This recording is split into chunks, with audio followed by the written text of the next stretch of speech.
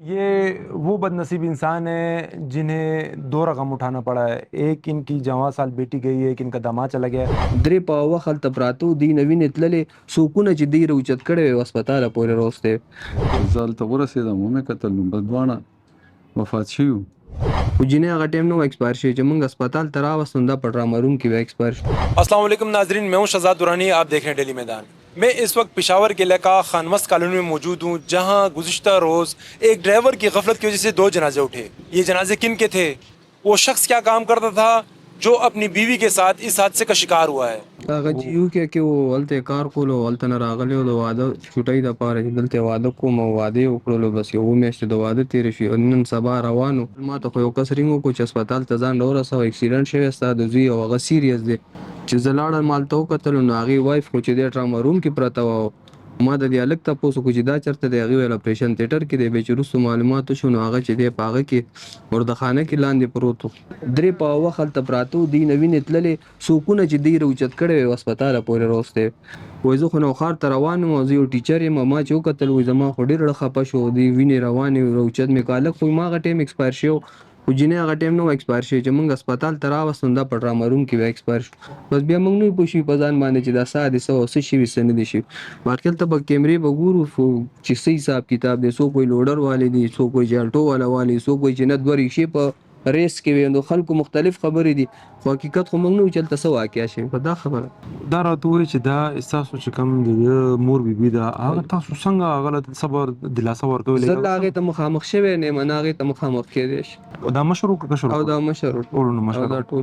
ټول دا ستاسو یو داسې بازو دا خو ستاسو بس د کور ستن وجي. او دا تاسو وایي چې لږ ټایم یې سر شو، دا ولې سر شو؟ ولې یو کې ولې دی لږ د دا دې نه مخکې تللو، خو بیا مور یې عمرې له روانه وه، ورور یې عمرې له روان و. نو هغه ویل چې زه زما د مور د عمرې نه راواپس شي نو زه به لاړ شم. जी नाजरीन, आपने इनकी बातें सुनी। इनका ये कहना है कि जब इन्हें इत्तला मिली या जो शख्स इनके बेटे और बहू को हॉस्पिटल लेकर आया है, उन्होंने इनको बताया कि ये दोनों मियाँ बीवी तकरीबन निस्फ घंटे तक सड़क पर पड़े तड़पते रहे और किसी ने इतनी कोशिश नहीं की कि इनको बर वक्त तिबी इमदाद के लिए अस्पताल पहुंचाए। या तो कानूनी पेचीदगियाँ इस किस्म की हैं कि कोई किसी की मदद करने से कतराता है, उसको ये खौफ होता है कि अगर इसको मैं अस्पताल लेके चला गया तो मेरे साथ जो कानूनी कार्रवाई है उसमें मुझे घसीटा जाएगा और मेरा अपना जो काम, मेरी अपनी ज़िंदगी की मामूलात है वो मुतासर होगी। इस वजह से भी लोग कहीं कतराते हैं।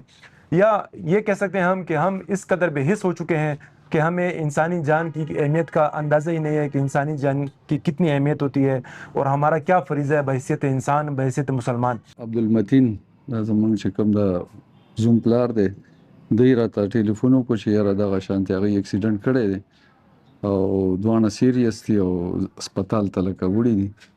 نو بس زه خو بس بیا موټرسایکل واغستو او هسپتال ته یې لارښت ته ځان ورسولو. خو چې زه هلته ورسېدم ومې کتل نو بس دواړه وفات شوي وو. تاسو کور کې وادم دی، نو دا تاسو کور کې څنګه څه کیفیت تاسو چې کومه ښځه ده هغه دا صدمه څنګه برداشت کوي لګیا دی؟ نو بس الله دې موږ له د دې صدمې د برداشت کولو توفیق راکړي. به د الله د طرف نه ده چې اوس د الله د طرفه کوم غم راشي بس صبر به کوې. ये वो बदनसीब इंसान है जिन्हें 2 रकम उठाना पड़ा है। एक इनकी जवां साल बेटी गई है, एक इनका दामाद चला गया है। दूसरा, इनके घर में खुशियां थी, शादियाने बज रहे थे, इनकी बेटी की डोली उठनी थी, लेकिन उससे 2 रोज़ कबल इन्हें अपनी बेटी का जनाजा उठाना पड़ गया है। तमाम जो वाक़या है जो हमने इनसे सुना है, इनके बकौल जो इन्होंने बताया है हमें, उसमें रेस्क्यू 1122 के किरदार पे भी सवालिया निशान उठने लगे हैं। आधे घंटे तक वो सड़क पे पड़े मियाँ बीवी को उठाने के लिए नहीं आए। کیفی د ګورنمنټ نه، زما د آی جی نه او زما د ټریفک د ډپارټمنټ نه دا سوال دی چې آی روز په موټر سایکل په بایک باندې دومره اکسیډنټس کیږي او په هغې باندې دومره خلک د مرګ خولې ته ځي. اصل چې کوم مجرمان دي او هغوی دا 2 قیمتي چې کوم جانونه دي او دا نن د خاورو لاندې دي او په کمې سانحې سره د کم سټرس نه، د کم پوزیشن نه، د کم غم نه چې موږ تیریږو، نو د دې ازاله د انسانیت په الفاظو کې بیانول دا نه کیږي. د دې صرف حل الله پاک سره دی.